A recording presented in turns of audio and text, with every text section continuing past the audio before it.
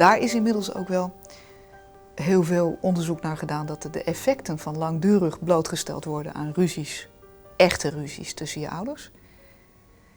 Disqualificatie ook van elkaar als ouder. Snap je ook, hè? Of dat voor kinderen desastreus is. En dan praat je echt over gemiddeld 1 schoolniveau lager dan ze kunnen. Problemen met het zelf aangaan van relaties. En een sterk verhoogde kans op verslavingsproblematiek.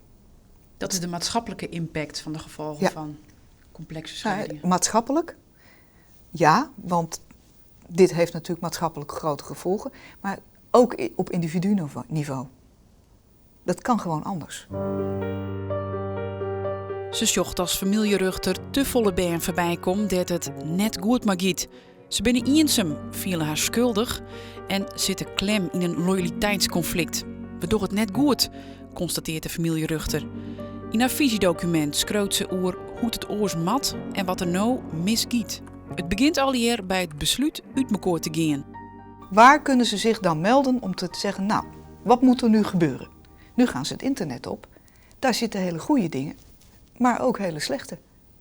Tweede zorgpunt. Er zit geen kwaliteitswaarborg op hulpverlening bij scheiding. Iedereen kan zich scheidingsbemiddelaar noemen. Meer tafersjoch op de kwaliteit dus, want een misleren traject docht meer kweer als geen traject, zei Ruchter Klein. Ik zou er meer regie komen maar door al die trajecten die je instappen kunnen. In een loket dat ik vanuit alle disciplines, alle signalen binnenkomen kunnen. Stel je voor, er is een scheidingsmelding. En we noemen hem Marietje.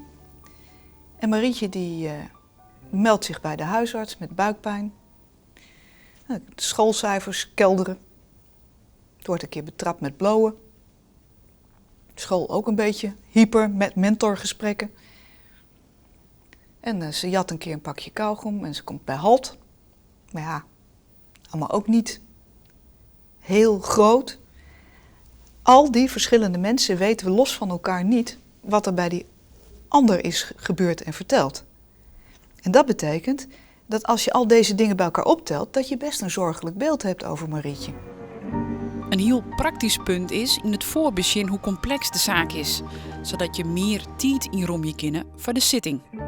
Als een zaak complex is op meerdere punten, dan heb je gewoon meer tijd nodig op de eerste zitting.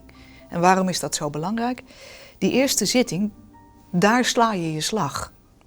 Dan heb je mensen aan tafel. Je houdt ook soms wel aan dat dingen nog een keer later op zitting komen. Maar het is heel onbevredigend voor iedereen als dat gebeurt omdat een deel op die eerste zitting gewoon niet behandeld kon worden wegens tijdsgebrek. Ouders die het zien oemekosten voor de ruchter, moeten er toch mooi mekaar uitkomen. Dus terugverwijzen naar de hulpverlening is heel belangrijk voor de ruchter. Ook een van de dingen die hier in het noorden gestart is en die nu via dat visiedocument landelijk wordt overgenomen. Dat we vanuit de rechtbank om de tafel zijn gaan zitten met de hulpverleners rondom echtscheiding en de gemeenten, want die gingen het betalen vanaf 1 januari 2015. En we hebben een geweldig pakket met hele strakke werkafspraken. Dat betekent als ik mensen op mijn zitting heb, dat ik kan zeggen, nou, jullie hebben een communicatieprobleem. Wil je er wat aan doen? En als je dat echt wil en je wil echt je best daarvoor doen, dan kan ik je verwijzen, dan kost je dat geen geld, want dat wordt betaald door de gemeente. Je kan er niet zomaar heen. Je moet er wel wat voor doen. Het is niet, we gaan daar maandagmiddag kijken en we vinden het 3 keer niks en dan gaan we weer naar huis. Zo werkt het niet. Echt intrinsiek willen, maar als je dat wil, dan kan ik het aanbieden. En dan kan ik nu zeggen, dat heeft ongeveer zoveel gesprekken, gaat dat kosten. Dat gaat er ongeveer zo uitzien. Er kan dan en dan ook met de kinderen gesproken worden. Er is begeleide omgang als dat nodig is.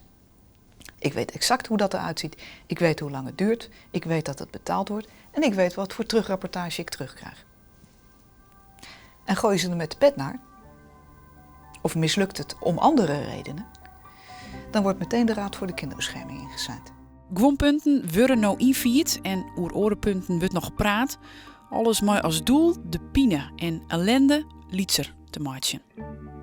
De doelstelling zou moeten zijn Wat kan ik doen? Ik als professional, ik als mens, ik als buurman, om te zorgen dat het ietsje minder erg is.